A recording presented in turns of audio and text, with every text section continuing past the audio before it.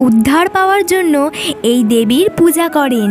আষাঢ় মাসের শুক্ল দ্বিতীয়া থেকে দ্বাদশী পর্যন্ত হয় এই পুজো। প্রভু জগন্নাথ স্বামীর রথে চেপে গিয়েছেন মাসির বাড়ি। সেখানে থাকবেন 7 দিন, ফিরবেন উল্টো রথে। রথযাত্রা থেকে উল্টো রথের মধ্যের মঙ্গল ও শনিবার করে পালিত হয় বিপত্তারিণী চণ্ডীর ব্রত।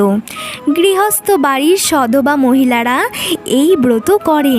ব্রতর আচার হিসেবে সব কিছু দিতে হয় 13টি করে।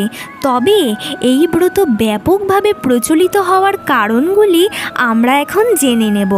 রথযাত্রার দিন রীতি অনুসারে হয় দেবী দুর্গার কাঠামো পূজা। দেবী বিপত্তারিণী তো দেবী দুর্গারই রূপ, ফলে এই পূজার মাধ্যমে তাকে আহ্বান করা হয়। গায়ের রং লাল, শঙ্খ চক্র শূল ও অসি হাতে তিনি